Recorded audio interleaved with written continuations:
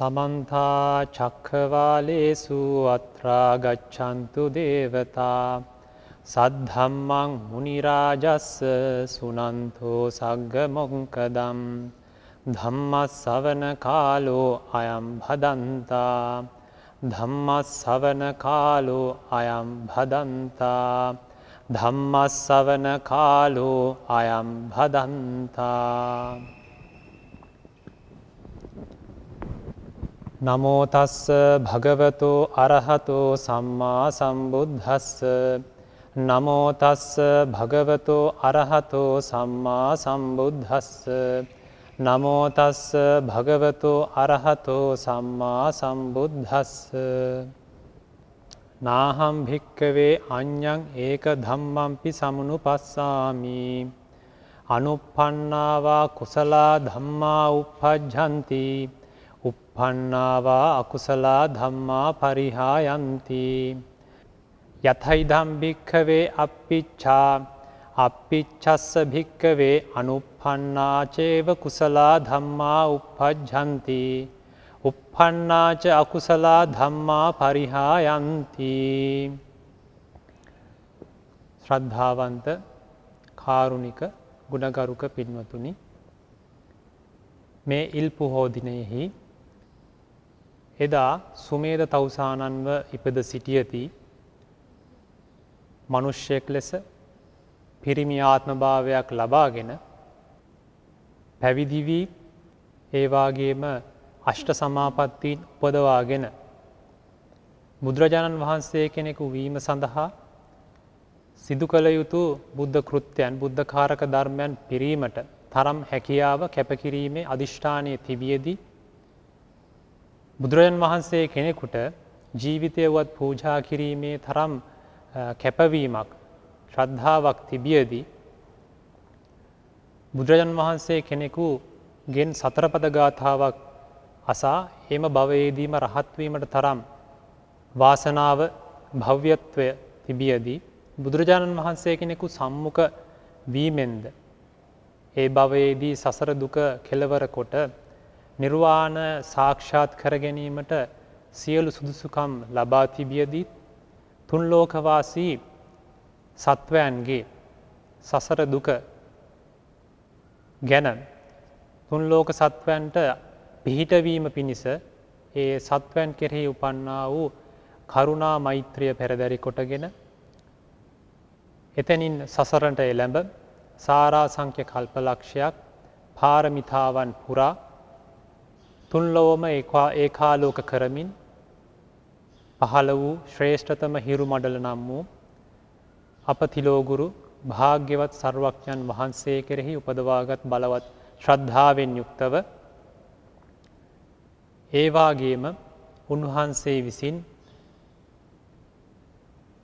45 වසරක් පුළුල්ලෙහි ලෝ සතුන්ගේ සසර දුක සම්පූර්ණයෙන්ම කෙලවර කර ගැනීම පිණිස දේශනා කරන්නට යෙදුණු 80000ක් ධර්මස්කන්ධය කෙරෙහි උපදවාගත් බලවත් ශ්‍රද්ධාවෙන් යුක්තව ඒ ශ්‍රී සද්ධර්මයෙන් ඵල නෙලාගත් අෂ්ටාර්ය මහා සංඝරත්නය කෙරෙහිත් ප්‍රථම ධර්ම සංගායනාවේ පටන් නොයෙකුත් බාධක මැද ජීවිත පරිත්‍යාගයෙන් ඒ ශ්‍රී සද්ධර්මය රැකගෙන දරාගෙන සියලුම සංඝ පීතෘන් වහන්සේලා කෙරෙහි උපදවාගත් බලවත් ශ්‍රද්ධාවෙන් යුක්තව මේ පින්වතුන් මේ ඉල් පොහෝ දිනයේදී සූදානම් වන්නේ ඒ ශ්‍රීමුක බුද්ධ වචනයෙන් බිදක් ශ්‍රවණය කර තමන්ගේ ජීවිතවලට ඒ ධර්මයෙන් කොටසක් එකතු කරගන්නට. අද ඉල්පුන් පොහෝ දිනය බෞද්ධයන් විදිහට අපි කෙටියෙන් නමුත් මේ ඉල් පොහෝ දිනයෙහි වැදගත්කම සිහිපත් කරගනිමු. වැසිසාර මාසයෙහි අවසන් පුන් පොහෝ දිනය වන්නේ මේ ඉල් පොහෝ දිනයයි.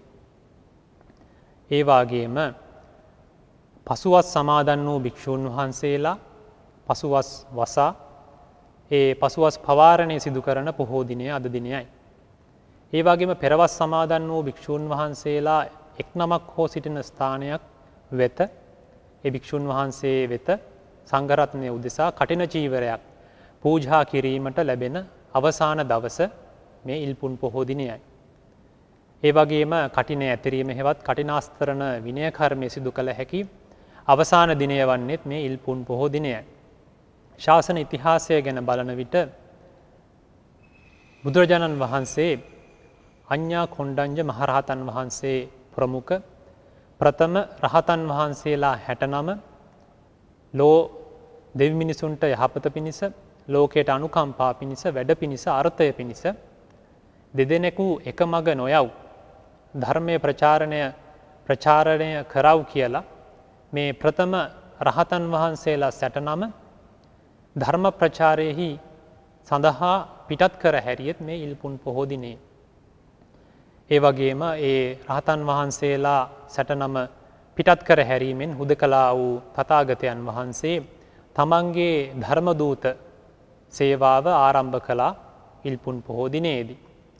ඉන්පසු තුන්බෑ ජටිලයන්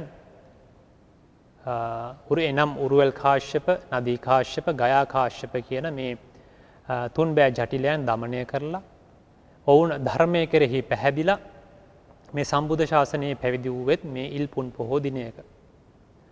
ඒ වගේම අපගේ සම්බුද්ධ ශාසනයෙහි ඊතා වැදගත් චරිතයක් වන දකුණත් ශ්‍රාවක ඒ වගේම ප්‍රඥාවන්තයින් අතර අග්‍රස්ථානය ලැබූ සරියුත් තෙරුන් වහන්සේ තමන්ගේ මව වන ඒ වන විට අන්‍ය ලබ්ධිකයෙක්ව සිටි තමන්ගේ මව වන රූපසාරී බැමිණියට ධර්මය දේශනා කරලා ඇයව සෝතාපට්ටි මාර්ගයෙහි පිහිටුවලා සසරෙන් මුදවාගෙන තමන්ගේ පරිනිර්වාණය පිණිස මගධ රට නාලක නම් තමන්ගේ නිජ භූමිය වෙච්ච ඒ නාලක ගමට පිටත් වී ගියත් මේ ඉල්පුන් පොහෝ දිනයකයි. ලංකාවේ ශාසන ඉතිහාසය ගැන බලනකොට ලංකාවෙහි ප්‍රථම භික්ෂුන් වහන්සේලා වූ අරිට්ට මහරහතන් වහන්සේ ඇතුළු පිරිස භික්ෂූන් වහන්සේලා පිරිස මිහින්තලාවෙහි 68ක් ලෙන්වල වාසය කිරීමට එළඹුණෙත් මේ ඉල්පුන් පොහෝ දිනයක. ඒ වගේම භාග්‍යවතුන් වහන්සේගේ අකුධාතුන් වහන්සේ මිහින්තලාවේ සිට අනුරාධපුරයට වැඩමවා ලංකාවෙහි ප්‍රථම ස්තූපය ලෙස සැලකෙන ථූපාරාම චෛත්‍යයෙහි නිදන් කොට තැන්පත් කරන්නට යෙදුණෙත් මේ ඉල්පුන් පොහෝ දිනයක. ඉතින් මේ ඉල්පුන් පොහෝ දිනයෙහි වැදගත්කම් සිහිපත් කරගෙන මේ පින්වතුන් අද දිනේදී බොහෝ කුසල ධර්මයන් වඩන්නට යෙදෙන දිනයක්. උදෑසනින්ම සිල් සමාදන් වෙලා ඒ සීලයන් ආරක්ෂා කරන ගමන් භාවනාදී ගුණධර්මයන් වඩමින් සිටින අතරතුර මේ ධර්ම දේශනාව ශ්‍රවණය කිරීමෙන් බලාපොරොත්තු වන්නේ භාග්‍යවතුන් වහන්සේගේ අතීත භවවල කතා ප්‍රවෘත්තියක් විමසමින් ශ්‍රවණය කරමින් ඒ භාග්‍යවතුන් වහන්සේගේ ගුණයන් කෙරෙහි ශ්‍රද්ධාව උපදවා ගැනීමටත් උන්වහන්සේ බෝසතාණන් වහන්සේ කෙනෙක්ව සිටියදී පුරණ ලද ගුණයන් උන්වහන්සේ සතුව තිබූ ගුණයන් කෙටියෙන් නමුත් විමසා හැකි පමණ තමන්ගේ ජීවිතයට ඒ ගුණයන් එකතු කර ගැනීමට. අතීතයේදී භාග්‍යවතුන් වහන්සේ ජේතවනාරාමයෙහි වැඩ ඉන්න කාලෙක එක් බ්‍රාහ්මණයෙකු උදෙසා මේ කාම ජාතකය නමින් ජාතකයක් දේශනා කරන්නට යෙදුණා. එහි නිදාන කතාව ගැන සලකා බැලුවොත් මේ බ්‍රාහ්මණයා මේ සවැත් නුවර සිටපු බ්‍රාහ්මණයෙක්. ඔහුගේ රක්ෂාව වුණේ ගොවිතැන. ඉතින් මේ බ්‍රාහ්මණයා තමන්ගේ ගොවිතැන් කටයුතු ආරම්භ කරද්දී මුලින්ම වල් කෙටීම ආරම්භ කිරීමේදී භාග්‍යවතුන් වහන්සේ එතනින් වඩිනවා. එහිදී භාග්‍යවතුන් වහන්සේ විමසනවා බ්‍රාහ්මණයාගෙන් සිදු කරන කටයුත්ත කුමක්ද කියලා. ඒ වෙලාවේ බ්‍රාහ්මණයා උත්තර දෙනවා භාග්‍යවතුන් වහන්සේ මම මේ ගොවිතැන් කිරීම සඳහා නැත්නම් වගාවක් සිදු කිරීම සඳහා වල් කොටනවා. නැත්නම් ඒ තියෙන අනවශ්‍ය ගස් ඉවත් කරනවා. ඊට පස්සේ යහපත බ්‍රාහ්මණය කියලා භාග්‍යවතුන් වහන්සේ එතනින් වැඩම කරනවා. ඊට පස්සේ දිනයක බ්‍රාහ්මණයා වල් කොටලා මේ ඒ සකස් කරපු භූමිය ගිනි තබනවා. මේ ගිනි තබන දවසෙත් භාග්‍යවතුන් වහන්සේ එතනින් ගමන් කරද්දී විමසනවා බ්‍රාහ්මණයාගෙන් ඒ කරන වැඩේ කුමක්ද කියලා. බ්‍රාහ්මණයා උත්තර දෙනවා ස්වාමීන් භාග්‍යවතුන් වහන්සේ මම මේ ගොවිතැන් කිරීම සඳහා මේ ගිනි තබනවා කියලා. යහපත බ්‍රාහ්මණය කියලා භාග්‍යවතුන් වහන්සේ එතනින් වැඩම කරනවා. ඊට පසු දිනක නැවත මේ බ්‍රාහ්මණයා ඒ ගිනි තබපු භූමිය සුද්ධ පවිත්‍ර කරනවා, නැත්නම් එහි තිබෙන අනවශ්‍ය දෑ ඉවත් කරනවා. එහිදී එදිනත් භාග්‍යවතුන් වහන්සේ එතනින් වැඩම කරද්දී බ්‍රාහ්මණයාගෙන් ඒ පිළිබඳව විමසනවා. එතනදී බ්‍රාහ්මණයා තමා කරන කටයුත්ත ගැන භාග්‍යවතුන් වහන්සේට දන්වනවා. එහිදී භාග්‍යවතුන් වහන්සේ යහපත බ්‍රාහ්මණය කියලා එතනින් පිටත් වෙලා යනවා. ඊළඟ දිනයක මේ වතුර බඳින දිනෙහි භාග්‍යවතුන් වහන්සේ මෙලෙසම එතනින් වැඩම කරද්දී ප්‍රශ්නය විචාරලා බ්‍රාහ්මණයන් පිළිතුරු ලබා දෙනවා. මේ විදියට නියර බඳින දිනේදීත් භාග්‍යවතුන් වහන්සේ අසලින් වැඩම කරද්දී ප්‍රශ්නය විචාරනවා, බ්‍රාහ්මණයා පිළිතුරු ලබා දෙනවා. භාග්‍යවතුන් වහන්සේ එතනින් වැඩම කරනවා. ඒ වගේම මේ වපුරන දවසෙත්, ඒ වගේම වපුරා වගාව හොඳට සරුසාරව වැඩුණු කාලයක කිරිවදින සමයෙහි, ඒ වගේම ගොයම නෙලා ගන්නට ආසන්න දවසකත් භාග්‍යවතුන් වහන්සේ ඒ ආකාරයෙන්ම එතනින් වඩිද්දී මේ බ්‍රාහ්මණයාගෙන් ඒ ගැන විමසනවා. එතනදී බ්‍රාහ්මණයා ඒ කටයුත්ත ගැන භාග්‍යවතුන් වහන්සේට පිළිතුරු දෙනවා. භාග්‍යවතුන් වහන්සේ එතනින් පිටත් වෙලා වැඩම කරනවා. ඉතින් අවසාන දිනේහි මේ බ්‍රාහ්මණයා හිතා ගන්නවා මේ තමන්ගේ හෙට දිනේ තමයි දැන් මේ ගොයම් කපන්නට නැත්නම් වගාව තමන්ගේ නිවසට ගෙන යන්නට තිබෙන දවස. එතනදී බ්‍රාහ්මණයා හිතා ගන්නවා හෙට දිනේදී මම මේ ගොයම නැත්නම් අස්වැන්න නෙලලා එහි කොටසකින් භාග්‍යවතුන් වහන්සේ ප්‍රමුඛ මහා සංඝරත්නයට දානයක් සූදානම් කරලා පූජා කරනවා කියලා. දැන් මෙහෙම හිතාගෙන එදින රාත්‍රියේහි මේ බ්‍රාහ්මණයා නිින්දට යනවා. එදින රාත්‍රියේහි ඇදහැළුණු මහා ධාරානිපාත වර්ෂාවකින් ඒ අසල තිබුණු අචිරවතී නදිය උතුරලා පිටාර ගලලා මේ බ්‍රාහ්මණයාගේ තිබුණු ගොයමේ එකදු ගොයම් ගසක්වත් ඉතුරු නොවෙන්නට සියල්ලම වතුරෙන් ගසාගෙන යනවා. පසු දිනේදී බ්‍රාහ්මණයා තමන්ගේ භූමියට, වගා භූමියට ගිහිල්ලා, කුඹුරට ගිහිල්ලා බලනකොට එකදු ගොයම් ගහක්වත් ඉතිරි වෙලා නැහැ. බොහෝම සංවේගයට පත් වෙනවා. එකක් තමයි තමන්ගේ අස්වැන්න සම්පූර්ණයෙන්ම විනාශ වෙනවා. අනිත් කාරණේ තමයි තමන් බොහොම බලාපොරොත්තුෙන් හිටපු භාග්‍යවතුන් වහන්සේ ප්‍රමුඛ මහා සංඝරත්නයට දෙන්න තිබෙන දානයක් දෙන්නට දැන් නොහැකි වෙනවා. එදිනත් භාග්‍යවතුන් වහන්සේ දැන් මේ බ්‍රාහ්මණයා බොහොම සංවේගයෙන් නිවසේ සිටිනකොට මේ නිවසට වැඩම කරනවා භාග්‍යවතුන් වහන්සේ අලුත පැවිදි වෙච්ච මහණ කෙනෙකු සමග. ඉතින් මෙන්න මේ කියන වෙලාවේ බ්‍රාහ්මණයා හිතනවා ඒකාන්තයෙන්ම භාග්‍යවතුන් වහන්සේ තමන්ගේ දුක දැකලා ඒ දුක නිවන්න තමයි මේ වැඩම කරලා තියෙන්නේ කියලා ආසනයක් පනවලා බොහොම ශ්‍රද්ධාවෙන් පිළි අරගෙන භාග්‍යවතුන් වහන්සේට වැඩම කරන්නට ආරාධනා කරනවා. භාග්‍යවතුන් වහන්සේ දැන් මේ සංවේගයෙන් සිටින්නට කාරණේ විමසනවා. භාග්‍යවතුන් වහන්සේට උත්තර දෙනවා, ස්වාමීනි භාග්‍යවතුන් වහන්සේ, මම ඊයේ බොහොම බලාපොරොත්තු ඇතුව සිටියේ අස්වැන්න නිවසට ගෙනෙල්ලා එයින් කොටසකින් භාග්‍යවතුන් වහන්සේ ප්‍රමුඛ මහා සංඝරත්නයට දානයක් සකස් කරලා පූජා කරන්නට. ඉතින් අචිරවතී නදියෙන් මේ ගොඩට ගලලා උතුරලා ගිහිල්ලා මගේ ගොයම සම්පූර්ණයෙන්ම විනාශ වුණා. ඉතින් භාග්‍යවතුන් වහන්සේ ඇතුළු මහා සංඝරුණට දානයක් පූජා කරන්නට නොහැකි වීම පිළිබඳව මම මේ සංවේගයෙන් පසු වෙන්නේ. භාග්‍යවතුන් වහන්සේ පිළිතුරු දෙනවා, බ්‍රාහ්මණය, නැසුණු දෙය නැසුණා. ඒ ගැන සංවේග වීමෙන්, පසුතැවීමෙන් කිසිදු කාර්යයක් ඉෂ්ට වෙන්නේ නැහැ. කිසිදු යහපතක් උදා වෙන්නේ නැහැ. එහෙම කියලා භාග්‍යවතුන් වහන්සේ මේ බ්‍රාහ්මණයට කෙටි ධර්ම දේශනාවක් සිද්ධ කරනවා.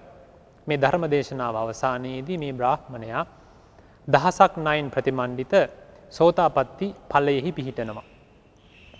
ඉන් පස්සේ භාග්‍යවතුන් වහන්සේ තමන්ගේ විහාරයට, ජේතවන විහාරයට වැඩම කරනවා. ඊට පසු දිනක සංඝයා අතර ධර්ම සභා මණ්ඩපයේදී සාකච්ඡාවක් ඇති වෙනවා. භාග්‍යවතුන් වහන්සේ මේ බොහෝම දුකට පත්වෙච්ච, කරදරයට පත්වෙච්ච මේ බ්‍රාහ්මණයට පිහිට වෙලා, ඒ වගේම සසර දුකෙන් ගලවලා සෝතාපට්ටි ඵලයෙහි පිහිටෙව්වා. මේ භාග්‍යවතුන් වහන්සේගේ මේ පිහිටවීමේ ගුණය ගැන භික්ෂුන් වහන්සේලා අතර සාකච්ඡාව අතරතුර භාග්‍යවතුන් වහන්සේ ධර්ම සභා මණ්ඩපයට වැඩම කරනවා. වැඩම කරද්දී භාග්‍යවතුන් වහන්සේ විමසනවා, කවරනම් කතාවකින් යෙදිලා හිටියද මේ භික්ෂූන් වහන්සේලාගේ. ඒ වෙලාවේදී භික්ෂූන් වහන්සේලා උත්තර දෙනවා ස්වාමීනි භාග්‍යවතුන් වහන්සේ අපි භාග්‍යවතුන් වහන්සේගේ මේ බ්‍රාහ්මණයට පිහිට වූ සිද්ධිය ගැන සාකච්ඡා කරමින් සිටියේ. ඒ වෙලාවේ භාග්‍යවතුන් වහන්සේ උත්තර දෙනවා මේ භවයේදී විතරක් නෙමෙයි පෙර භවයන් වලදීත් මේ බ්‍රාහ්මණයට මම බෝසතාණන් වහන්සේ කෙනෙක්ව සිටියේදී බොහෝ පිහිට වෙලා තියෙනවා කියලා. මෙන්න මේ කියන අතීත වර්තමාන සිද්ධි ගලපලා කාම ජාතකය දේශනා කරන්නට යෙදෙනවා. අතීතයේදී බරණැස් නුවර බ්‍රහ්මදත්ත නම් රජ කෙනෙක් රාජ්‍ය කරන කාලයේහි ඒ රජතුමාට පුත්කුමරුවන් දෙදෙනෙක් හිටියා.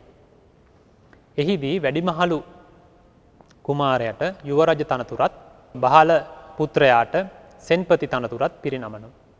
ඉතින් පසු කාලයකදී එක් ව්‍යාධියක් හටගෙන රෝගයකින් මේ පිය රජතුමා මරණයට පත් වෙනවා. දැන් පිය රජතුමා මරණයට පත් වුණාට පස්සේ ඊළඟට රාජ්‍යත්වයට සුදුසුකම් ලබන්නේ යුවරජ තනතුරේ ඉන්න මේ වැඩිමහල් පුත්‍රයා. වැඩිමහල් පුත්‍රයා වෙත නැත්තම් මේ යුවරජතුමා වෙත එළඹෙලා මේ රාජ්‍ය බාර ගන්න හැටියට ආරාධනා කරනවා. ඒ වෙලාවේදී මේ වැඩිමහල් පුත්‍රයා කියනවා මට රාජ්‍යයකින් පළක් නැහැ, අර්ථයක් නැහැ. මේ රාජ්‍ය මට එපා. මගේ බාල සොහොයුරාට නැත්තම් අර සෙන්පති ධූරේ හිටපු තමන්ගේ බාල සොහොයුරාට මේ රාජ්‍ය පවරන්න කියලා. ඒ වෙලාවේදී අමාත්‍යවරුන් කියනවා ඔබ වහන්සේ ජීවමානව සිටියේදී බාල සොහොයුරාට රාජ්‍යත්වය පවරනවා නම් අඩුම ගානේ ඔබ වහන්සේ යුව රජ තනතුරටවත් පත් වෙන්න. එයත් ප්‍රතික්ෂේප කරනවා. ඊට පස්සේ අමාත්‍යවරුන් ඉල්ලා හිටිනවා අඩුම ගණනේ ඔබ වහන්සේ මේ සෙන්පති ධූරයටවත් පත් වෙන්න. එහි කටයුතු සොයා බලන්න. එයත් ප්‍රතික්ෂේප කරලා තමන්ගේ බාල සහෝදරයටම රාජ්‍ය පවරලා ඒ රාජ්‍යෙන් පිටත් වෙලා ඈත දුෂ්කර ගම්මානයකට ගිහිල්ලා සිටු කෙනෙකුගේ සිටු මාලිගයේහි බැල මෙහෙවරකම් කරන නැත්තම් ඒ නිවසේ තියෙන කුදුමහත් කටයුතු සොයා බලමින් වැඩ කටයුතු කරන කෙනෙක් ලෙස ජීවත් වෙනවා. මෙහෙම කාලයක් ජීවත් වෙද්දී මේ සිටුතුමා දැනගන්නවා මේ තමන්ගේ රාජ්‍යයේ තමන්ගේ ඒ කලින් සිටි මහරජතුමාගේ පුත්‍ර රත්නය ඒ වගේම රජතුමා ලෙස රාජ්‍යාභිෂේකයට පත්වෙන්නට සුදුසු වෙච්ච මේ රජකුමාරයන් වහන්සේ තමයි මේ තමන්ගේ නිවසේ මේ වැඩ කටයුතු කරන්න කියලා. ඉතින් ඊට පස්සේ මේ සිටුතුමා මොකද කරන්නේ? තමන්ගේ සියලුම කටයුතු පසෙක තියලා මේ රාජකුමාරයව පෝෂණය කරන්නට පටන් ගන්නවා. දැන් මේ රාජකුමාරයව පෝෂණය කරන අතරතුර එක් දිනක ඒ රාජ්‍යෙහි බදු එකතු කරන රාජ්‍ය නිලධාරීන් ඒ ගමට පැමිණිලා බදු එකතු කරන්නට සූදානම් වෙනවා. ඒ වෙලාවේ මේ සිටුතුමා ඒ රාජකුමාරයට ප්‍රකාශ කරනවා කුමාරයන් වහන්සේ අපි ඔබ වහන්සේව පෝෂණය කරනවා. ඔබ වහන්සේගේ සියලු කටයුතු සොයා බලනවා. එහෙම සොයා බලන මේ ගමිනුත් රජතුමා බදු එකතු කරන්නට පිරිසෙවලා. ඔබ වහන්සේට පුළුවන් නම් රජතුමාට පණිවිඩයක් යවලා ඔබ වහන්සේව පෝෂණය කරන මේ ගම ඔබ වහන්සේට පුළුවන් නම් ඒ බදු වලින් නිදහස් කරලා දෙන්න. රාජකුමාරයා ඊට පස්සේ පණිවිඩයක් යවන රජතුමාට මේ ගමෙහි ඉන්න සියලු දෙනා මට උපකාර කරනවා. මේ සිටුතුමා මාව පෝෂණය කරනවා. ඒක හින්දා මේ ගම මේ බදු වලින් නිදහස් කරන්න කියලා. ඉතින් මේ බදු වලින් ගම ඒ රජතුමාගේ පණිවිඩය ලැබලා මේ ගම බද්දෙන් නිදහස් කරනවා. ඊට පස්සේ මේ බව දැනගත්ත අවට ගම් කිහිපයකුත් මේ රාජකුමාරය වෙත එළඹලා ඒ ආකාරයෙන්ම ඒ බද්දෙන් Tamanගේ ගම් නිදහස් කරලා දෙන්න කියලා මේ කුමාරයාගෙන් ඉල්ලා හිටිනවා.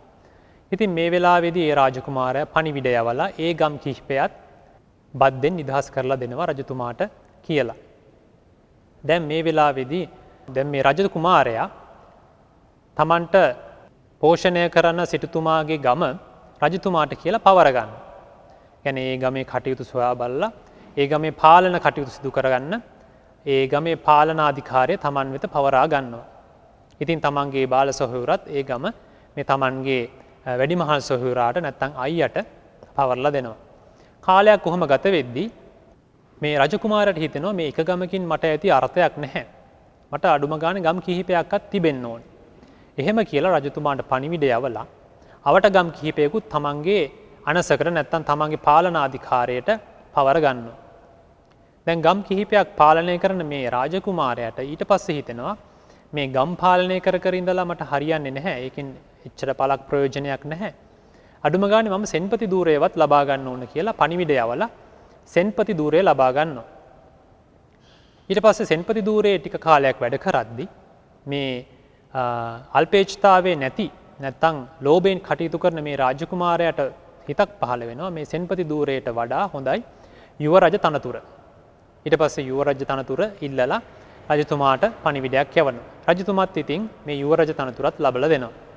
දැන් යුව රජ තනතුර ලබාගත්ත මේ අල්පේච්ඡතාවයේ නැත්තම් ලද දෙයින් සතුටු වෙන්නේ නැති කුමාරයා දැන් යුව රජතුමා විදිහට කටයුතු කරන මේ රජ කුමාරයා ඊට පස්සේ හිතනවා මේ යුව රජ තනතුරෙන් වැඩක් නැහැ.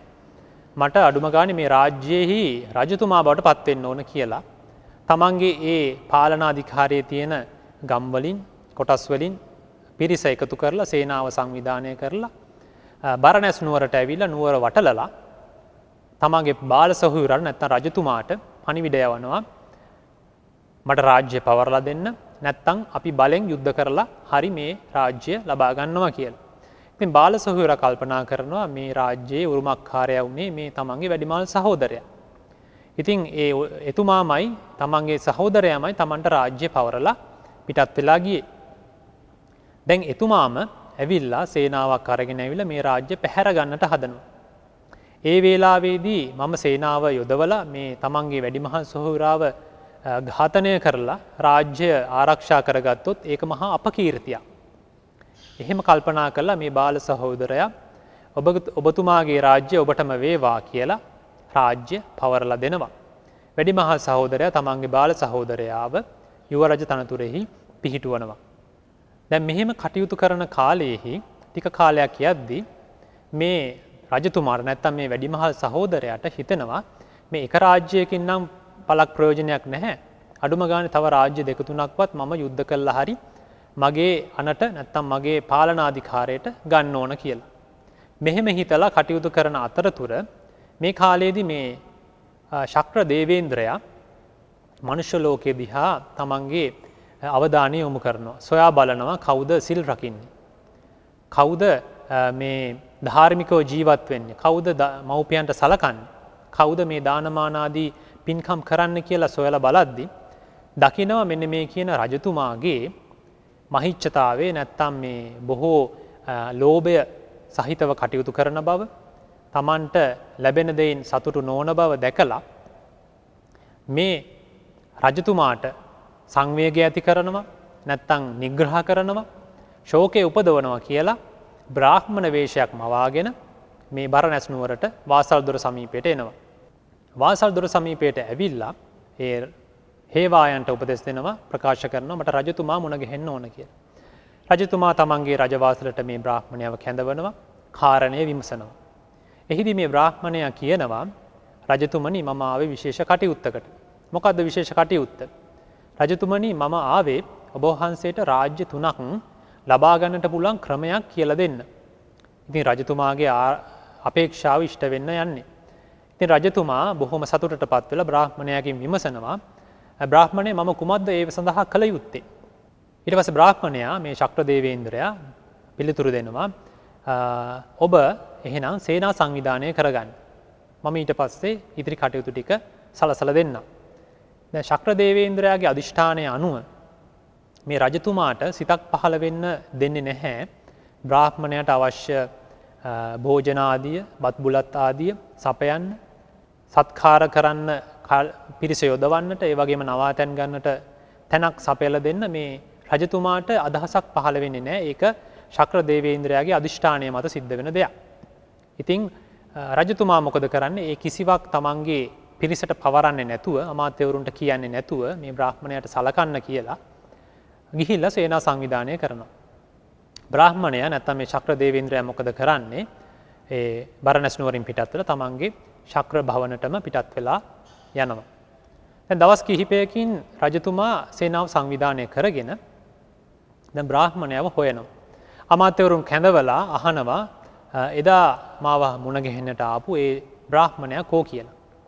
අමාත්‍යවරුන් විමසනවා රජතුමාගෙන් රජතුමනි එදා බ්‍රාහ්මණයා ඔබ වහන්සේ මුණ ගැහිලා පිටත් වෙලා යද්දී ඔබ වහන්සේ අපිට එතුමාට සත්කාර කළ යුතු විදිය නැත්තං භෝජනාදිය ලබාදිය යුතු විදිය නවාතැන් ආදිය ලබාදිය යුතු විදිය ගැන අපට උපදෙස් ලබා දුන්නද කියලා. ඒ වෙලාවේ තමයි රජතුමාට කල්පනා වෙන්නේ තමන් ඒ පිළිබඳව කිසිදු උපදෙසක් තමන්ගේ අමාත්‍යවරුන්ට පිරිසට ලබා දුන්නේ නැහැ කියලා. දැන් බොහොම කලබලයට පත් වෙන රජතුමා ඊට පස්සේ අමාත්‍යවරුන් පිටත් කරනවා මේ නුවර කොහේ හරි මේ බ්‍රාහ්මණයා ඉන්නවනම් කැඳවාගෙන එන්න කියලා.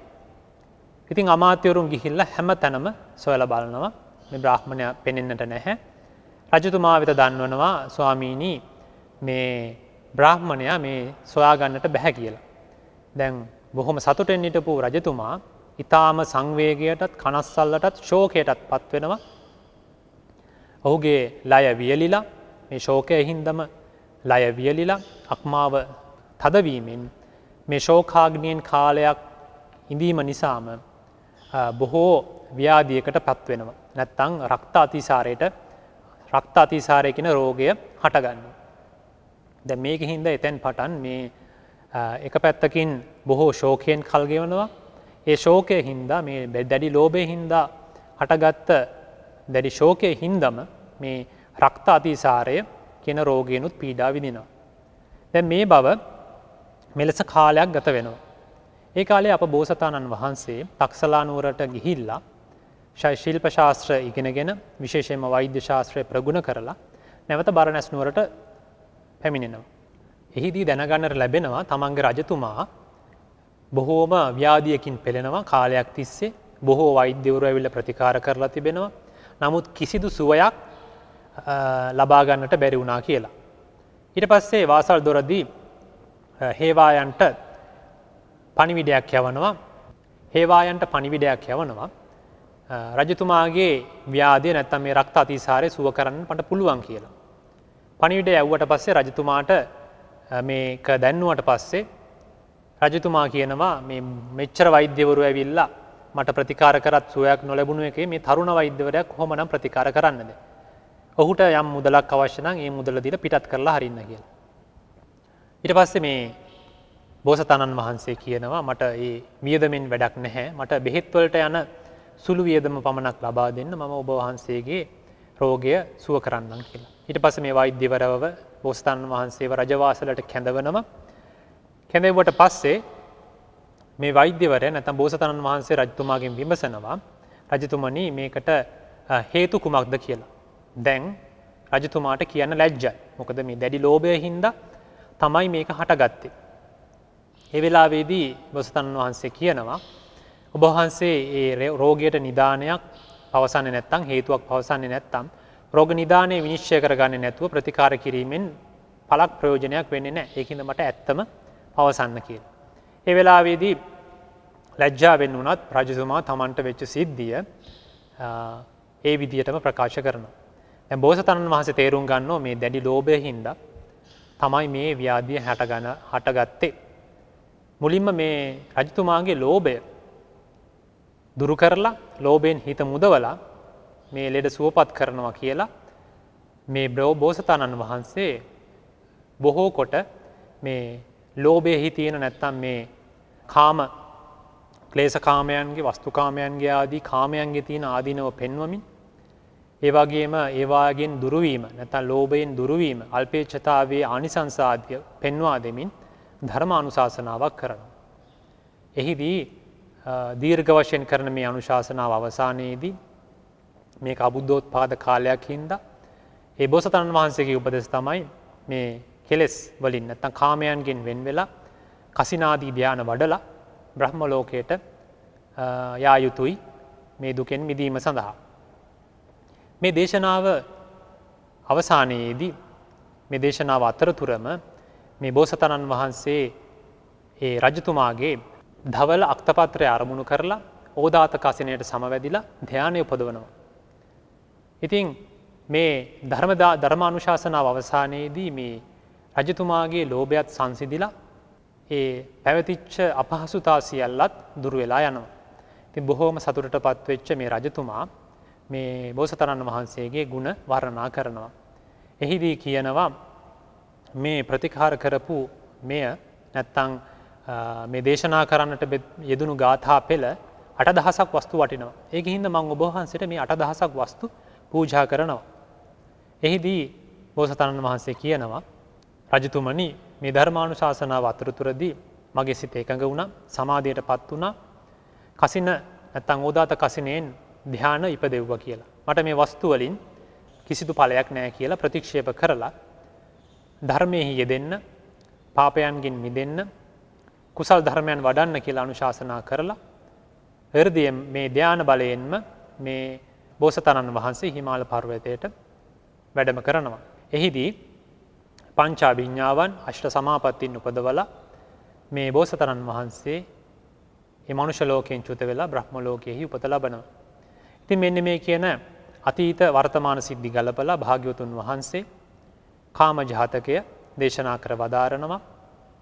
එහිදී බුදුරජාණන් වහන්සේ පවසනවා ඒ කාලයේහි රජතුමා වෙලා මේ ව්‍යාධියටපත් උනේ දැඩි ලෝභයෙන් කටයුතු කරලා බෝසතාණන් වහන්සේගේ දේශනාව අහලා සුවතාවයට නැත්තම් සුවයටපත් උනේ මේ අද දින මේ සවැත් නුවර සිටින බ්‍රාහ්මණයමයි. ඒ කාලයේහි වෛද්‍යවරයා ලෙස කටයුතු කරේ තමන් වහන්සේම බවත් පවසලා මේ ජාතක කතාව අවසන් කරනවා. මේ ජාතක කතාව ගැන සලකලා බලනකොට අපට තේරුම් ගන්න තියෙන කාරණේ තමයි මේ රජතුමා තමන්ගේ සියලුම රාජ්‍යයන් අතහැරලා පිටිස්සර ගමකට ගිහිල්ලා කටයුතු කරන්නට පටන් ගත්තත් මේ අල්පේච්ඡතාවය කියන ගුණය පුරුදු පුහුණු කරලා නොමැති නිසා ඒ අල්පේච්ඡතාවය නොමැතිකම නිසාම පොඩියට පටන් ගත්ත ලෝභය මුලදී පටන් ගත්තේ ගමෙහි පාලනය පවත්වගෙන යනවා කියලා. ඊට පස්සේ ගම් කිහිපයක් වුණා. ඊට පස්සේ සෙන්පති ධූරය වුණා. ඊට පස්සේ යුවරජ තනතුර වුණා. රාජ්‍යත්වයට ලබා ගත්ත රාජ්‍යත්වයෙන් කෙලවර කරන්නේ නැතුව තව තවත් රාජ්‍යයන් Tamanට ලබා ගන්න ඕන කියලා මේ දැඩි ලෝභයෙන් යුතුව කටයුතු කරා.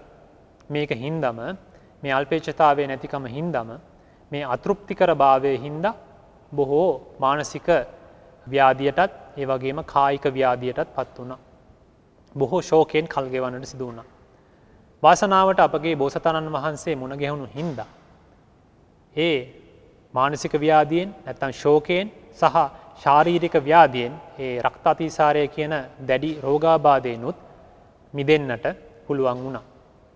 බෝසතාණන් වහන්සේ පැමිණියේ නැත්තම් ඉතිරි ජීවිත කාලයත් බොහෝම දුක්ඛිත ලෙස ශෝකයෙන් ඒ ශාරීරික ව්‍යාධියෙන්ුත් පෙළිලා ඒ ලෝභය කරණ කොටගෙන දුගතිගාමී වන්නටත් තිබුණු පුද්ගලයෙක්. බෝසතාණන් වහන්සේගේ ක්‍රියාකලාපයේ හින්දා අවවාද අනුශාසනා හින්දා ඒකෙන් මිදෙන්නටත් පුළුවන් වුණා. ඉතින් මෙන්න මේ කියන අල්පේච්ඡතාවයේ නැතිකම හින්දා මේ රජතුමාට පත්වෙච්ච ශෝකය නැත්තම් අනිකුත් ශාරීරික දුර්වලතාවන් ව්‍යාධීන් ආදී කරුණු වලට මුහුණ පාන පුද්ගලයෝ අද සමාජයේත් බොහෝ කොට අපිට දකින්නට ලැබෙනවා.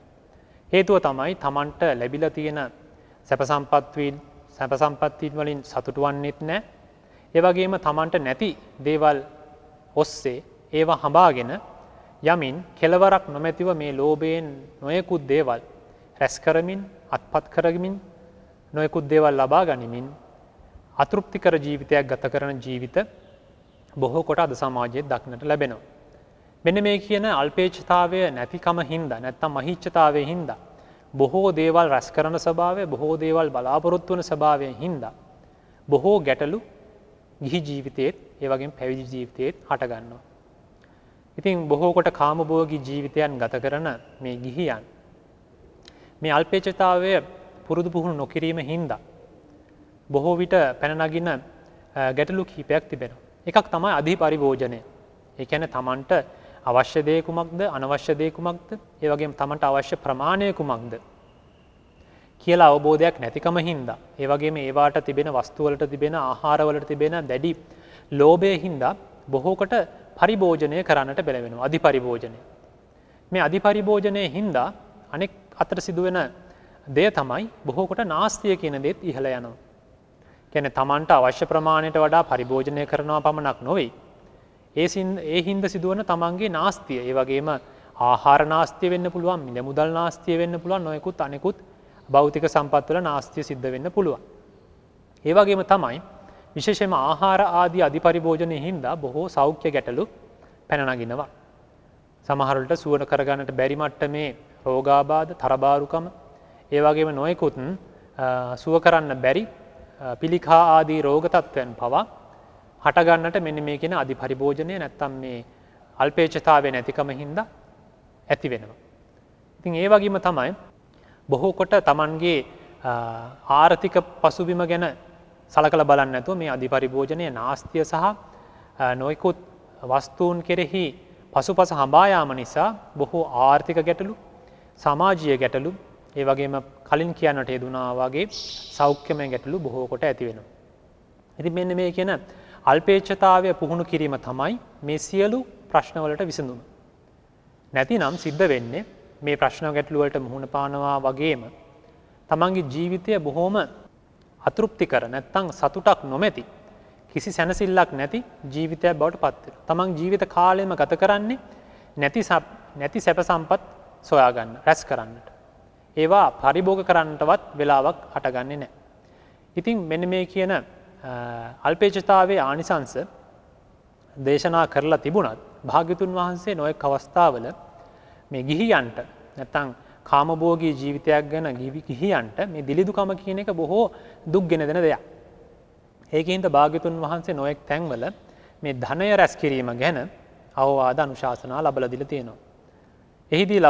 එහිදී දේශනා කරපු ගාථාවක් තමයි අචරිත්වා බ්‍රහ්මචරියං අලද්ධා යොබ්බ නේ ධනම් චින්න කොංචාව ජායන්ති කීන මච්චෝව පල්ලලේ.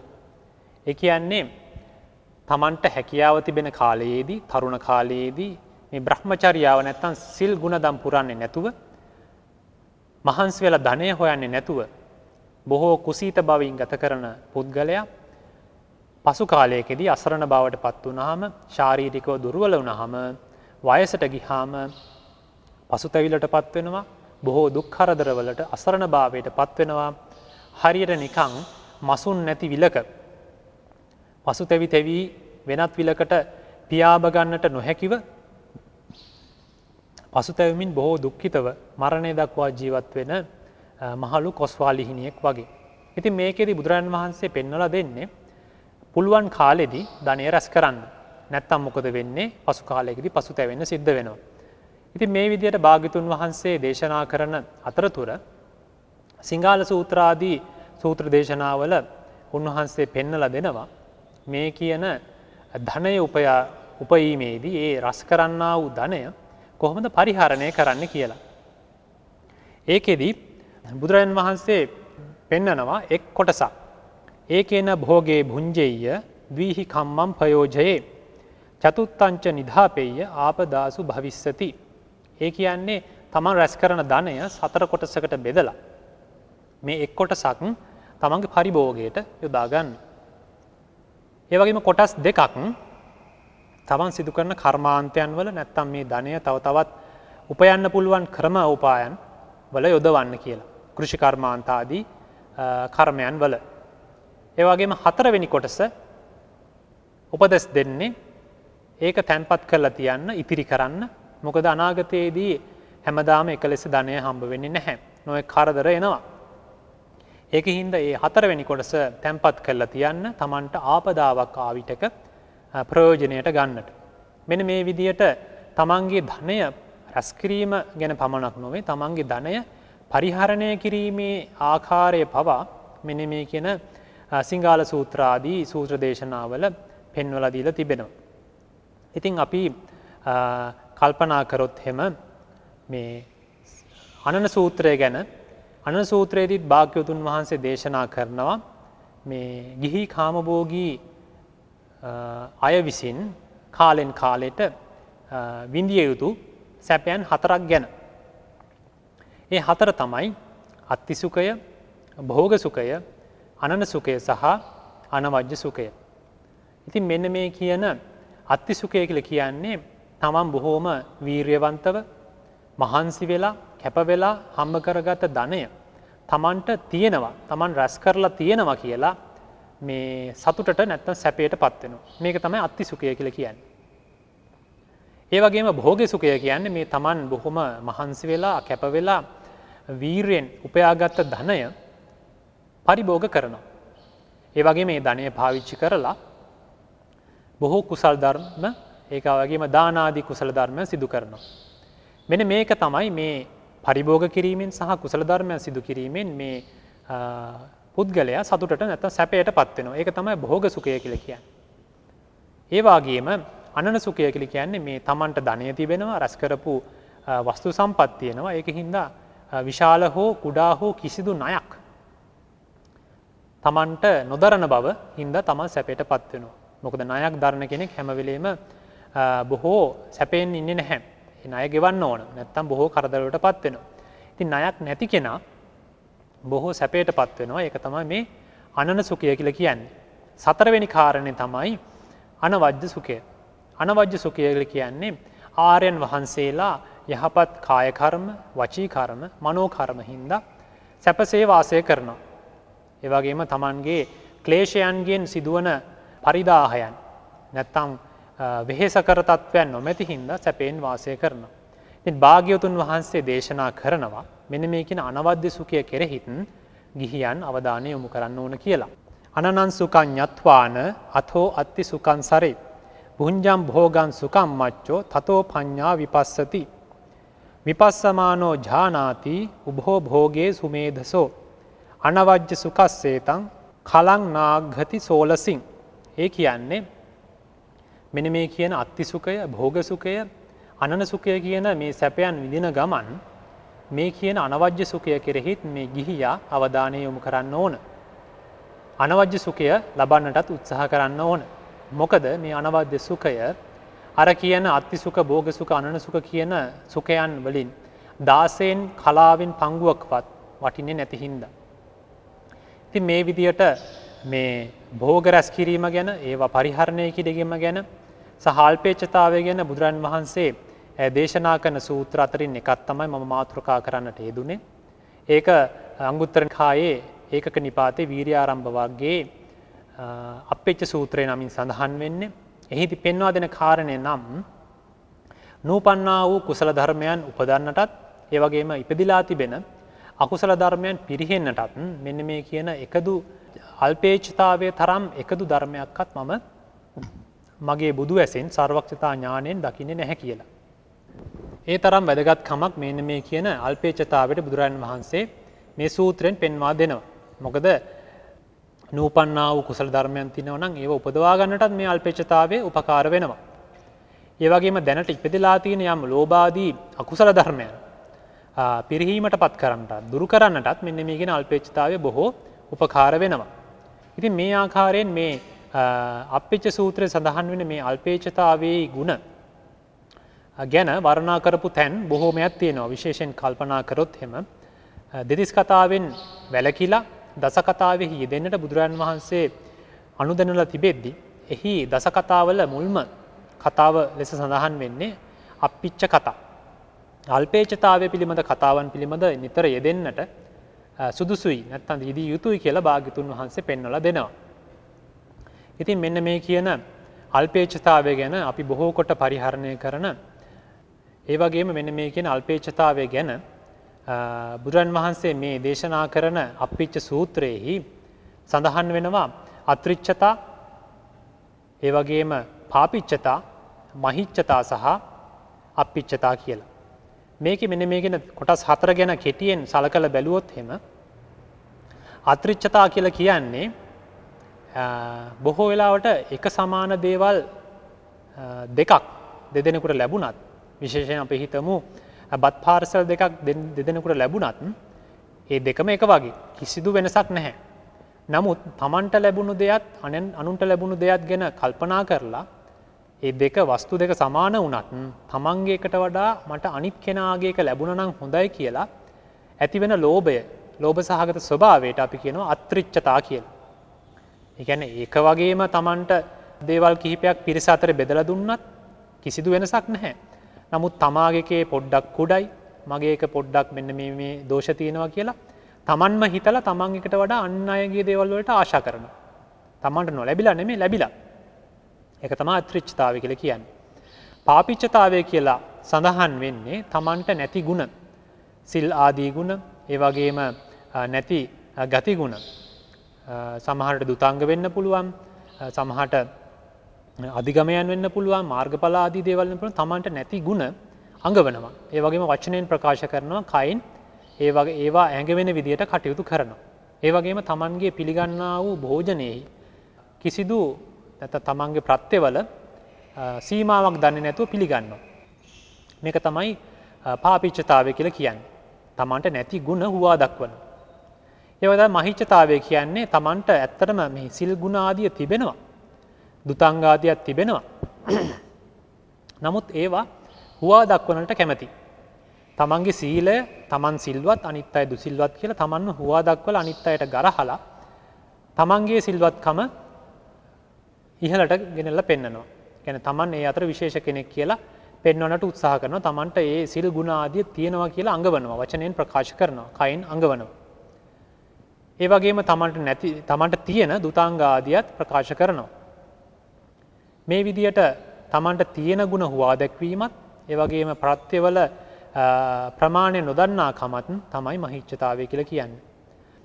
මේ මහිච්ඡතාවය ගැන එතන සඳහන් වන ගාථා රත්නයක් තියෙනවා. අගික්ඛන්தோ සමුද්ධෝච මහිච්ඡෝ චාපි පුග්ගලෝ සකටේන පච්චයේ දෙන්ති තයෝපේතේ අතප්පය. ඒ කියන්නේ මෙන්න මේ කියන අගික්ඛන්ද. ඒ කියන්නේ මහා ගිනි ජාලාවකට කොච්චර දර දැම්මත් එපා කියන්නේ නැහැ. නැත්තම් ඇතිවීමක් සෑහීමක් වෙන්නේ නැහැ. දමන දෙය පුච්චලා දවලා හරිනවා. ඒ වගේ මහා සමුද්‍රය කියන දෙයටත් කොච්චර වතුර ගලාගෙන ගියත් නොයෙකුත් ගංගාවලකින් නොයෙකුත් විදියට වර්ෂාවෙන් කොච්චර වතුර එකතු වුණත් සමුද්‍රය සෑහීමකට පත්වීමක් නැත්තම් උතුරා යෑමක් සිද්ධ වන්නේ නැහැ.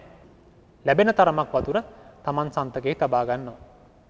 මෙන්න මේ කියන වස්තු දෙක වගේම බොහෝ ලොකු විශාල ගිනි ජාලාවක් වගේ මහා සමුද්‍රයක් වගේ මේ මහිච්ඡතාවයේ තියෙන පුද්ගලයාත් තමන්ට ගැල් වලින් සකටේන පච්චයේ දෙන්තු ගැල් පුරවලා ගැල් බොහෝ ගණනකින් මේ ප්‍රත්‍ය පහසුකම් දුන්නත් කවදාවත් සෑහීමකටපත් වෙන්නේ නැහැ. ඒ කියන්නේ මහිච්ඡතාවය කියන එකේ තියෙන අතෘප්තිකර ස්වභාවය, අසහනය. කොච්චර දුන්නත් මදි. ඉතින් මේකට තියෙන පිළියම තමයි අල්පේච්ඡතාවය. අල්පේච්ඡතාවය පුහුණු කිරීම. ඉතින් මෙන්න මේ කියන අල්පේච්ඡතාවය පුහුණු කරනකොට පෙන්වනවා විශේෂයෙන්ම පැවිද්දන්ට ලැබෙන ලාභයන් ගැන. ඒ කියන්නේ අල්පේච්ඡතාවය හතරවෙනි කාරණය තමයි අල්පේච්ඡතාවය. මේ අල්පේච්ඡතාවය ගැන කියද්දි විශේෂයෙන්ම පැවිද්දන් අතරේ මේක ගිහියන්ටත් අදාළයි. අල්පේච්ඡතාවයේ කොටස් හතරක් පෙන්වනවා. එකක් තමයි පච්චය අල්පේච්ඡතාවය. ප්‍රත්‍යයන්ගේ අල්පේච්ඡ බව. දෙවෙනි කාරණය තමයි දුතාංග අපේච්ඡතාවය. දුතාංගයන්ගේ අල්පේච්ඡ බව. තුන්වෙනි කාරණය තමයි පරියත්‍ය අපිච්ඡතාවය. කියන්නේ පරියත්තියේ බහුශ්‍රුතභාවයේ අල්පේච්ඡතාවය. හතරවෙනි කාරණය තමයි අධිගම අපිච්ඡතාවය. නැත්නම් අධිගමයන් මාර්ගඵලයන් සම්බන්ධ වෙන අල්පේච්ඡතාවය. මේකෙදී මේ මුල් කාරණේ ගත්තොත් ප්‍රත්‍යයන්ගේ අල්පේච්ඡතාවය ගත්තොත් Taman ප්‍රත්‍යයන් ලබා ගනිද්දි පිළිගනිද්දි සැලකිය යුතු කාරණා නැත්නම් අවස්ථා තුනක් ගැන සඳහන් වෙනවා. එකක් තමයි Tamanට ප්‍රත්‍ය දෙද්දී සමහර පුද්ගලයෝ ඉන්නෝ දායකයන් ඉන්නවා බොහෝ ධනය තියෙනවා. ඔවුන්ට බොහෝ ධනය ධනවත්කමක් තිබෙනවා. ප්‍රත්‍ය දෙන්න හැකියාව තිබෙනවා. නමුත් දෙන්න කැමති නැහැ. දෙන්නේ පොඩ්ඩයි. ඉතින් මේ වගේ කෙනෙක් විශේෂයෙන්ම පැවිද්දෙක් කරා ඇවිල්ලා ප්‍රත්‍ය දෙද්දී අපි බලන්න ඕනේ මේ පුද්ගලයාගේ ස්වභාවය අනුව Tamanට අවශ්‍යතාවය තිබුණත් මේ කෙනා ඒ තමන්ගේ අවශ්‍ය ප්‍රමාණයට ප්‍රත්‍ය ගත්තොත් නැත්නම් ඉල්ලුවොත් මෙයා අපහැදෙනවා. ඒකින් හින්දා එතනදී ඒ පුද්ගලයාගේ ස්වභාවය බලලා තමන්ගේ ඒ ප්‍රත්‍ය පිළිගැනීම සිදු කරන්න ඕන. අනවශ්‍ය විදියට තමන්ට අවශ්‍ය වුණත් ඒ වෙලාවේ වැඩිපුර පිළිගන්න යන්න හොඳ නැහැ. ඒ වගේම තමයි සමහර පුද්ගලයෝ ඉන්නවා බොහෝ දෙන්න කැමති. නමුත් ඔවුන්ට ධනය නැහැ. බොහොම දිලිඳුයි. නමුත් ශ්‍රද්ධාව අධික හින්දා තමන්ට තියෙන සියලුම ධනය පවා දෙන්න කැමති.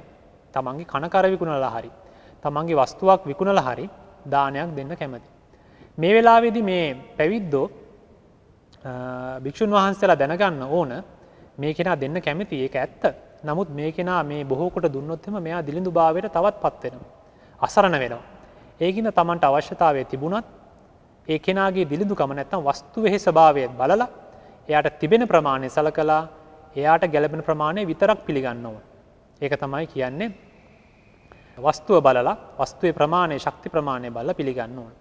තුන්වෙනි අවස්ථාව තමයි සමහර දායකයෝ ඉන්නෝ බොහෝ ධනවත්. ඒ වගේම තමයි කැමති තරම් දෙන්නත් කැමති. ශ්‍රද්ධාවක් තිබෙනවා. ඉතින් මේ වගේ කෙනෙක් යමක් දෙන්නට ඉදිරිපත් වුණාම දැන් මෙයා ගාව බොහෝ වස්තුත් තිබෙනවා. ධන මිල මුදල් ධනය ආදී. ඒ වගේම බොහෝ දෙන්නත් කැමති. එහෙම ඒ කියන්නේ මසුරුකමක් ඇත්තෙත් නැහැ. නමුත් මේ වෙලාවේදී පැවිද්දෝ නැත්තම් භික්ෂුන් වහන්සේලා තමන්ගේ ප්‍රමාණය ඉක්මවලා ප්‍රත්‍ය පිළිගත්තොත් එහෙම ඉල්ලුවොත් එහෙම ඒ බොහෝ කොට දෙන්න කැමති වුණත් එයාගේ පැහැදීම අපැහැදීමක් බවට පත් වෙන්න පුළුවන්. ඒකින්ද එතනදී කල්පනා කරන්න කියන්නේ දායකයාගේ පැත්ත ගැන හිතන්නත් නෙමෙයි. වස්තුව පැත්තෙන් හිතන්නත් නෙමෙයි. තමන්ගේ තරම දැනගෙන තමන්ගේ අවශ්‍යතාවය ගැන අවධානය යොමු කරලා තමන්ට සෑහෙන ප්‍රමාණය විතරක් පිළිගන්න. මෙන්න මේ විදිහට අල්පේච්ඡතාවය පුහුණු කරන භික්ෂුන් වහන්සේලා නැත්තම් මේක ගිහියන් පැත්තටත් සලකලා බලන්න පුළුවන්. අල්පේච්ඡතාවයේ හින්දා උපදින කාරණා තුනක් තියෙනවා. එකක් තමයි තමන්ට නූපන් වූ ලාභයන් උපදිනවා. ඒ වගේම තමයි උපන් වූ ලාභයන් ස්ථාවර වෙනවා, ස්ථිර වෙනවා. ඒ වගේම තමයි මේ ප්‍රත්‍ය දායකයින්ගේ සිත් සතුටු වෙනවා. සතුටු වෙච්ච දායකයෝ මොකද කරන්නේ? ඊට පස්සේ තව තවත් බොහෝ කොට මහා සංඝයාට දන් දෙනවා. ඒක සංඝයාට ලැබෙන ලාභයක්. මෙන්න මේ විදිහට අප්පිච්ච සූත්‍රයේ කාරණා සලකලා බලුවහම අපට පේනවා අල්පේච්ඡතාවය කියන්නේ බොහෝ කොට දියුණු කරගත යුතු සහ බොහෝ ආනිසංස තියෙන කාරණයක්. අපි බොහෝ කොට ඇසුරු කරන භාවිතා කරන කරණීය මෙත සූත්‍රයේ පවා කාරණා 4ක් මේ හා සම්බන්ධව වර්ණනා වෙනවා. ඒකක් තමයි සන්තුස්සකෝ. ඒ කියන්නේ ගාථාවේ එක පෙළට මේ කාරණා 4 තියෙන්නේ. සන්තුස්සකෝච සුභරෝච අප්පකිච්ඡෝච සල්ලහුක වුත්ති. මුල් කාරණය තමයි සන්තුස්සකෝ. ඒ කියන්නේ තමන්ට ලද දෙයින් සතුටු වීමත් ඒ වගේම තමන්ට ලද දෙයක් උනත් අනිත් අයට පරිත්‍යාග කරලා තමන්ට ලද දෙයින් තමන්ට ඉතිරි වෙන දෙයින් සතුටු වෙනවා. ඒ කියන්නේ බොහෝ කොට ලැබෙන කෙනෙක් ඉන්න පුළුවන්. නමුත් එයා තමන්ට වැඩිපුර තියෙන දේවල් අනිත් අයට පරිත්‍යාග කරලා තමන්ට තියෙන දෙයින් සතුටු වෙනවා. ඒ වගේම බොහෝ කොට නොලැබෙන කෙනෙක් තමන්ට පොඩි දෙයක්ද ලැබෙන්නේ ඒ දෙයින් සතුටු වෙනවා. බොහෝ කොට දේවල් බලාපොරොත්තු වෙන්නේ නැහැ. මෙන්න මේ කියන ස්වභාවය නැත්තම් සතුටු වන ලද දෙයින් සතුටු වන ස්වභාවය තමයි සන්තුස්සකෝ කියලා කියන්නේ. සුභරෝච කියලා කියන්නේ පහසුවෙන් පෝෂණය කළ හැකි බව. ඒ කියන්නේ බරක් වෙන්නේ නැහැ අනිත් අයට. විශේෂයෙන්ම පැවිද්දෝ ගත්තොත් එහෙම භික්ෂුන් වහන්සේලා අනිත් ප්‍රත්‍ය දායකයින්ට පහසුවෙන් පෝෂණය කරන්න හැකි වෙනවා. ගිහි අයටත් මේක අදාළයි. තමන්ව පෝෂණය කරන කවුරු හරි ඉන්නවා නම් ඒ අයට බරක් නොවන පරිදි පහසුවෙන් පෝෂණය කර හැකි පරිදි ජීවත් වීම නැත්තම් ඒ ගුණාංගය වර්ධනය කර ගැනීම තමයි මේ සුභර කියන ගතිගුණයෙන් පෙන්වන්නේ. ඊට පස්සේ තුන්වෙනි කාරණේ තමයි අප්පකිච්ඡෝ. ඒ කියන්නේ අල්ප වූ කෘත්‍යයන් නැති බව. තමන්ගේ ජීවිතයේ උදේ ඉඳලා රැ වෙනකම්ම බොහෝ කටයුතු යොදාගෙන කාර්යබහුල වෙලා තමන්ට අඩුම ගානේ තමන්ගේ නිවසේ ඉන්න තමන්ගේ බිරිඳ සැමියා දරුවන් දෙමව්පියෝ ගැනවත් හොයා බලන්න කාලයක් නැතිව බොහෝ කටයුතු වල යෙදිලා මානසික පීඩනයටත් පත් වෙලා කාලයක් හිම ගත කරලා ශාරීරික රෝගාබාධයන්ටත් පත් වෙලා නොවන්නට ඊට විරුද්ධ ස්වභාවය තමයි මෙන්න මේ කියන අල්ප කෘත්‍ය ඇති බව. මොකද කෘත්‍ය වැඩිවීමෙන් බොහෝ කොට ආදීනව ගොඩක් අපිට ලැබෙන්නට සිද්ධ වෙනවා. ලබා ගන්නට සිද්ධ වෙනවා, අත්විඳින්නට සිද්ධ වෙනවා.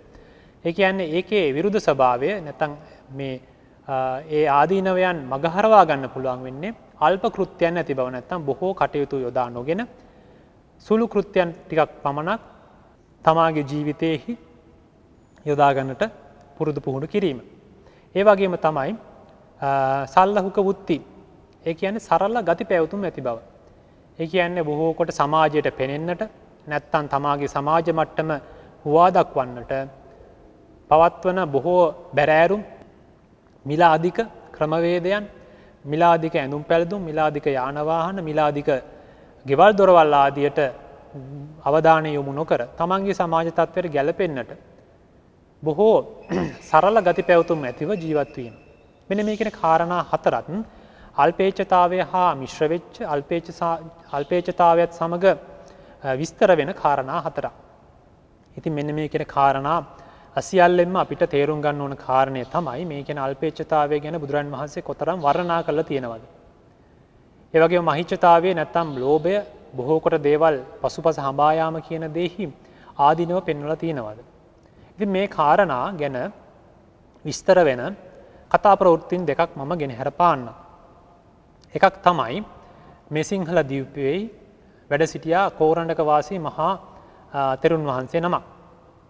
මේ තෙරුන් වහන්සේගේ නැගණියකේ පුත්‍රයා පැවිදි වෙලා රුහුණු රටට වැඩියා තමන්ගේ පැවිදි කෘත්‍යයන් නැත්තම් ඉගෙනීමේ කටයුතු ආදී සිදු කරන්නට.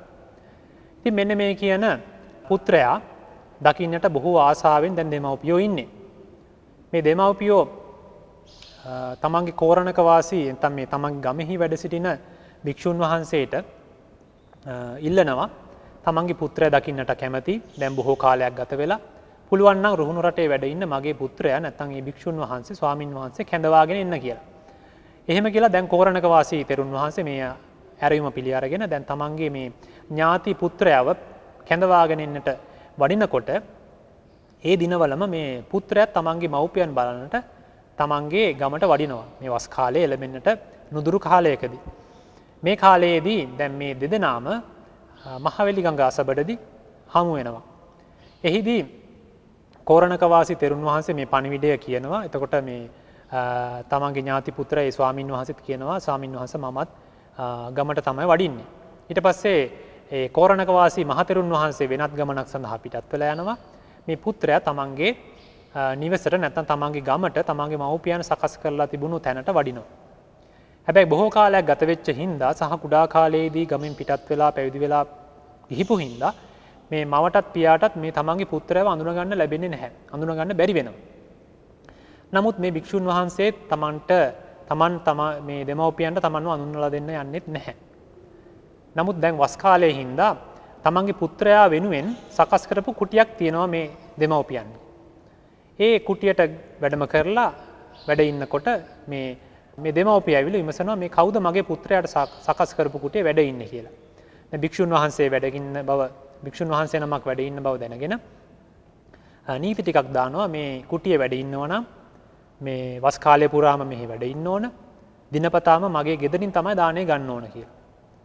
ඉතින් මේ කොන්දේසි වලට එකඟ වෙලා මේ භික්ෂුන් වහන්සේ වස් කාලය පුරාම මේ කුටියේ වැඩ වාසය කරමින් ඒ තමන්ගේ දෙමව්පියන්ගෙන් ලැබෙන දාණය අනුභව කරමින් වළඳමින් කාලය ගත කරලා වස් පවාරණය කරලා කිසිවක් නොකිය තමන්ව අඳුන්වලා දෙන්නේ නැතුව පිටත් වෙලා යනවා. අතරමඟදී නැවතත් අර කෝරණක වාසී මහතෙරුන් වහන්සේ හමු වෙනවා මේ පුත්‍රයාට මේ භික්ෂුන් වහන්සේට. එහිදී භික්ෂුන් වහන්සේ පවසනවා මට රුහුණු රටම ගැලපෙනවා ඒකින්ද මං එහි වඩිනවා කියලා. දැන් ආයේ මේ මහතෙරුන් වහන්සේ මගදී හමු වෙලා නැවත ගමට වඩිද්දී දුරතියාම දකිනවා මේ භික්ෂුන් වහන්සේගේ මව්තුමිය තනියම වඩින තෙරුන් වහන්සේ. දැන් භික්ෂුන් වහන්සේ එක් කරගෙන එන්නේ ගියේ. දැන් භික්ෂුන් වහන්සේ තනියම වඩිනවා දැකලා ඒ කාන්තේන්ම මේ තනියම වඩින්නේ මගේ පුත්‍රයා මැරිලා අපවත් වෙලා. ඒකින්ද බොහෝ සංවේගයකටපත් වෙලා අඬන්න පටන් ගන්නවා. මේ අඬන්න පටන් ගත්ත මේ අම්මව භික්ෂුන් වහන්සේ මහතෙරුන් වහන්සේ ඇවිල්ලා සනසනවා. අඬන්නට කාර්යයක් නැහැ. මේ වස් කාලය පුරාම ඔබගේ කුටියේ වැඩ වාසය කරේ ඔබගේ පුත්‍රයාම තමයි කියලා. ඒ වෙලාවෙහි බොහෝ කොට සංවේගයකටපත් වෙනවා මේ බුදුරජාණන් වහන්සේ මේ තුවටක ප්‍රතිපදාව, නාලක ප්‍රතිපදාව, මහා ආර්ය වංශ ප්‍රතිපදාව ආදී ප්‍රතිපදාවන් දේශනා කරන ලද්දේ මේ මාගේ පුත්‍රයා වැනි අල්පේච්ඡතාවෙන් මුදුන්පත් වෙච්ච භික්ෂුන් වහන්සේලා වෙනුවෙන්මයි කියලා බොහෝ සංවේගයකටපත් වෙලා තමන්ගේ පුත්‍රයා ඉන්න දිශාවට මුණින් දිගා වෙලා වන්දනා කරනවා. මෙන්න මේක තමයි අල්පේච්ඡතාවයේ ගුණ. අල්පේච්ඡතාවයේ හින්දා කෙනෙක් පැහැදෙන ස්වභාවය. තමන්ගේ මව්පියන්ටවත් තමන් පුත්‍රයා බව අඟවලා වැඩි ප්‍රත්‍ය පහසුකම්, දානය, අනිත් පහසුකම් ලබා ගන්නට යෙදුනේ නැහැ. පෙළඹුණේ නැහැ. මේ අල්පේච්ඡතාවයේ හින්දා තමන්ගේ මව්පියන් පවා බොහෝ ශ්‍රද්ධාවක් ඇති කරගත්තා මහා සංඝරත්නය කෙරෙහි. අනිත් කාරණාවක් තමයි තවත් කතා ප්‍රවෘත්තියක්. මේ කතා ප්‍රවෘත්තිය සඳහන් වෙන්නේ විසුද්ධි මාර්ගයේ කම්මට්ටානක් ගහන නිर्देशෙහි. තවත් කතා ප්‍රවෘත්තියක් සඳහන් වෙනවා සංයුත්ත අට කතාවෙහි. එහිදී අපගේ සද්ධාතිස්ස රජතුමා ඈත කාලයේදී රජ කරපු ඒ සද්ධාතිස්ස රජතුමා රාජ්‍ය කරන කාලයේහි ඒ රජතුමාට ලැබෙනවා ගල් 500ක් පුරවලා මේ උක්සකුරු මේ උක්සකුරු ගැල් 500න් මේ තමන්ට ලැබිච්ච මේ ප්‍රත්‍ය තමන් තනියම පරිභෝග කරන්නේ නැහැ කියලා හිතලා මේ භික්ෂුන් වහන්සේලාට මහා සංඝරත්නයට ගැල් 250ක් වෙන් කරලා තමන් ගෙල් 250ක් තමන්ගේ රජවාසලට ගෙන්ව ගන්නවා. තමන්ගේ අමාත්‍යවරුන්ට නැත්තම් මේ රාජ්‍ය සේවකයන්ට උපදෙස් දෙනවා කවුරු හරි ස්වාමින් වහන්සේ කෙනෙක් ප්‍රත්‍ය අඩුවෙන් ලබා ගත්තොත් මට දන්වන්න කියලා. එහිදී අනබෙර ගහනවා භික්ෂුන් වහන්සේලා 12000ක් රැස් වෙනවා මේ උක්සකුරු පිළිගන්නට. දැන් මේ තමන්ගේ රාජ්‍ය නිලධාරීන් මේ බෙදද්දී එතනට පැමිණෙනවා එක් භික්ෂුන් වහන්සේ කෙනෙක්. ඒ භික්ෂුන් වහන්සේ තමන්ගේ වන්දනාමාන කටයුතු කරන්නට පොඩි සාමණේර ස්වාමීන් වහන්සේ කෙනෙක් එක්කයි වඩින්නේ. සත් හැවිරිදි සාමණේර නමක්. ඉතින් මේ භික්ෂුන් වහන්සේ සාමණේර නමකින් විමසනවා ඔබ වහන්සේට උක්සකුරු වලින් ප්‍රයෝජනයක් තියෙනවද? ස්වාමීන් වහන්සේ මට නම් උක්සකුරු වලින් ප්‍රයෝජනයක් නැහැ. ඊට පස්සේ මේ භික්ෂුන් වහන්සේ කියනවා මට දැන් ගමන් කරලා ඇවිදලා බොහොම විඩාවයි. ඔබට පුළුවන් නම් මගේ පාත්‍රය ගෙනහිල්ලා උක්සකුරු මෙන්න මේ කියන පිටක් පමණක් ප්‍රයෝජනයට ගන්න පුළුවන් ප්‍රමාණයක් පමණක් පිළිගන්න. උක්සකුරු පිටක් පමණ. බොහොම ස්වල්පයක්. ඉතින් මෙහෙම සාමණේර ස්වාමීන් වහන්සේ පිටත් කරලා භික්ෂුන් වහන්සේ වඩිනවා තමන්ගේ වන්දනා කටයුතු වලට මහා සෑයට. දැන් සාමණේර ස්වාමීන් වහන්සේ ඇවිල්ලා මේ පොලිමෙහි නැත්තම් භික්ෂුන් වහන්සේලා අතරේ ගිහිල්ලා උන්වහන්සේගේ වාරේ එළඹුණාම දැන් පාත්‍රය පුරවලා උක්සකුරු පුරවන්නයි දැන් මේ රාජ්‍ය නිලධාරීන් සූදානම් වෙන්නේ. සාමණේර ස්වාමීන් වහන්සේ ඇඟිල්ලක් උස්සලා කියනවා මට මේ ඔච්චර උක්සකුරු වලින් ප්‍රයෝජනයක් නැහැ. මට පිටක් පමණක් දෙන්න. දැන් රජතුමාගේ අවවාදයේ පරිදි මේ බව දන්වනවා. දන්වලා භික්ෂුන් වහන්සේලා වෙත එළඹිලා මේ රජතුමා කියනවා අර සාමණේර ස්වාමීන් වහන්සේට ස්වාමීන් වහන්සේ කමක් නැහැ. මේ කියන පාත්‍රය පුරවලම උක්සකුරු ගන්න. ඒත් දෙවෙනි වතාවටත් ඇඟිල්ල ඔසවලා කියනවා මට එච්චර ප්‍රයෝජනයක් නැහැ. මට මේ උක්සකුරු පිටක් පමණක් මගේ පාත්‍රයට දාන්න කියලා.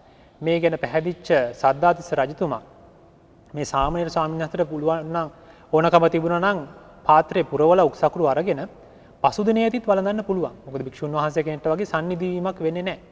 ළඟ තබාගෙන වළඳන්න පුළුවන් සාමණේර කෙනෙකුට. ඉතින් මේ හැකියාව තිබියදීත් මේ සාමණේර සත්හැවිරිදි සාමණේර ස්වාමීන් වහන්සේගේ අල්පේච්ඡතාවයේ මෙබඳු යයි බොහෝම පැහැදිලා තමන් පරිභෝජනයට තබාගත්ත ගැල් 250ත් උක්සකුරු ගැල් 250ත් මහා සංඝරත්නයටම පූජා කරනවා. මේක තමයි අල්පේච්ඡතාවයේ තියෙන ආනිසංස. නොලැබුණු ප්‍රත්‍යයන් පවා උපදිනවා. ඉතින් මේ කතා ප්‍රවෘත්ති වලිනුත් ජාතක කතාවෙනුත් ඒ වගේම සිංහාල සූත්‍රය, අනන සූත්‍රය, අංගුත්තර නිකායේ අප්පිච්ච සූත්‍රය, කරණීය මෙත්ත සූත්‍රය ආදී බොහෝ සූත්‍රවල දැක්වූ කාරණාවන් අනුව මේ පින්නතුනුත් කල්පනා කරගන්නට අවශ්‍යයි. තමන්ගේ ජීවිතයේදී මෙන්න මේ කියන ගුණාංගයන් වර්ධනය කරගෙන මහිච්ඡතාවය නිසා තමන්ගේ ජීවිතවලට එළමෙන කරදර බාධක ඒ වගේම සෞඛ්‍ය මානසික ගැටලු වලට පිළිතුරු නැත්තම් ඒ වායකින් දුර වෙන්නට. ඉතින් අද දිනේදී කල්පනා කරගන්නට මේ ජාතක කතා ආදී ශ්‍රවණය කිරීමෙන්, කතා ප්‍රවෘත්තින් ශ්‍රවණය කිරීමෙන්, ධර්මයේ ශ්‍රවණය කිරීමෙන් රැස් කරන්නට යෙදුනා වූ සියලුම කුසල ධර්මයන් තමන්ගේ විශේෂිත අනුමෝදන් කරගන්නටත් ඒ අනුමෝදන් වීමෙන් තමන්ගේ ප්‍රාර්ථනාව නිෂ්ඨ කර ගැනීමටත් සිල් ගුණ ආදී කුසල ධර්මයන් වර්ධනය කරගෙන උතුම් වූ තමන් ප්‍රාර්ථනා කරන්නා වූ බෝධි ඥානයන් උපදවාගෙන උතුම් වූ නිර්වාණ ශාන්තිය අත්කර ගැනීමටත් මේ සියලුම කුසල ධර්මයන් හේතු වාසනා වේවා කියලා තමන්ගේ විශේෂ සාදු කියලා අනුමෝදන් කරන්න. ඒ වගේම තමන්ගේ නමින් මිය පරලොව යන්නට යෙදුනා වූ යම්කිසි මියගිය ඥාති හිත මිත්‍රාදීන් කෙනෙක් පින් බලාපොරොත්තුෙන් සිටිනවා නම් ඔවුන්ටත් මේ සියලුම කුසල ධර්මයන් අනුමෝදන් කිරීමෙන් ඔවුන්ගේ තිබෙන්නා වූ කරදර දුක් ආදිය දුර වෙලා ඔවුන්ටත් සතුට සැනසෙල්ල සුඛී සුවපත් භාවය උදා වෙලා ඔවුනුත් ප්‍රාර්ථනා කරන්නා වූ බෝධි ඥානයන් තුළින් උතුම් වූ නිර්වාණ අවබෝධයට පත්වීමටත් මේ සියලු කුසල ධර්මයන් එකලෙසම හේතු වාසනා වේවා කියලා සාදු කියලා ඔවුන් විශේෂිත මේ පින් කුසල ධර්මයන් අනුමෝදන් කරගන්න. ඒ වගේම මේ පින්වතුන්ට ආරක්ෂාව සලසන්නා වූ සම්‍යක් දෘෂ්ටික දේව බ්‍රහ්ම කොට්ටාශ පින් බලාපොරොත්තුෙන් සිටිනවා නම් පින් වලින් සතුටු වන්නේ නම් ඔවුන් විශේෂිත මේ පින් අනුමෝදන් කරමු. ඒ පින් අනුමෝදන් කිරීමෙන් මේ පින්වතුනුත් ආරක්ෂා කරලා මේ සේනාසනය මේ සම්බුද්ධ ශාසනය ලංකාද්වීපයත් ආරක්ෂා කරලා ඔවුන්ගේ සුගති සම්පත් වඩා වර්ධනය කරවාගෙන මේ සම්බුද්ධ ශාසනය තුළදීම ප්‍රාර්ථනා කරන්නා වූ බෝධි ඥානයන් තුළින් ඔවුනුත් නිර්වාණ ශාන්තියට පත්වීමටත් මේ සියලු කුසල ධර්මයන් අනුමෝදන් වේවා කියලා ඕන් විශේෂිත සාදු කියලා අනුමෝදන් කරන්නට. ඒ වගේම මේ සියලුම කුසල ධර්මයන් උපනූපන් ආත්ම භාවයකදී තමන් නිවන් දකිනා ජාති දක්වා අසත්පුරුෂ පාප මිත්‍රයන්ගෙන් වෙන්වීමටත් ඒ වගේම බුද්ධාදී මහෝත්තමයන් වහන්සේලා සත්පුරුෂයන් වහන්සේලා කල්යාණ මිත්‍රයන් වහන්සේලාගේ ඇසුර නිවන් දක්නා ජාති දක්වා ලබා ගන්නටත් ඒ වගේම ආශ්‍රයයන් ශය කිරීමෙන් උතුම් වූ නිර්වාණ ශාන්තිය උදාපත් කරගන්නටත් මේ සියලු කුසල ධර්මයන් උපයෝගී වේවා කියලා අපි ප්‍රාර්ථනාවන් පිහිටවා ගමු. ඉමිනා පුඤ්ඤ කම්මේන මාමේ බාල සමාගමෝ සතං සමාගමෝ හෝතු යාව නිබ්බාන පත්තියා ඉදම්මේ පුඤ්ඤ කම්මං ආසවක්ඛයා වහං හෝතු සබ්බ දුක්ඛා පමුඤ්ජතු. ඒ වගේම මේ ධර්ම දේශනය අතරතුරදී අපගෙන් සිදු වූ යම් කිසි නොදැනුවත්ව හෝ සිදු වූ වචනයෙන් හෝ කයින් සිදුනා වූ යම් ධර්මයට සිදු අවැඩක් අකුසලයක් සිදු වුණා නම් වරදක් සිදු වුණා නම් ඒ සියල්ලටත් මේ පින්නතුන් සියලු දෙනාගේම කයින් වචනයෙන් මනසින් සිදුනා වූ සියලුම අකුසලයන් වරදවල් අපි තෙරුවන් විශේෂ කමා කරවා ගනිමු. කායේන වාචා චිත්තේන පමාදේන මයහා කතං අච්ඡයං කමමේ භන්තේ භූරි පඤ්ඤ තථාගත. කායේන වාචා චිත්තේන පමාදේන මයා කතං අච්ඡයං කමමේ ධම්ම සම්දිට්ඨික අකාලික. කායේන වාචා චිත්තේන පමාදේන මයා කතං අච්ඡයං කමමේ සංඝ පුඤ්ඤක්ඛෙත්ත අනුත්තර.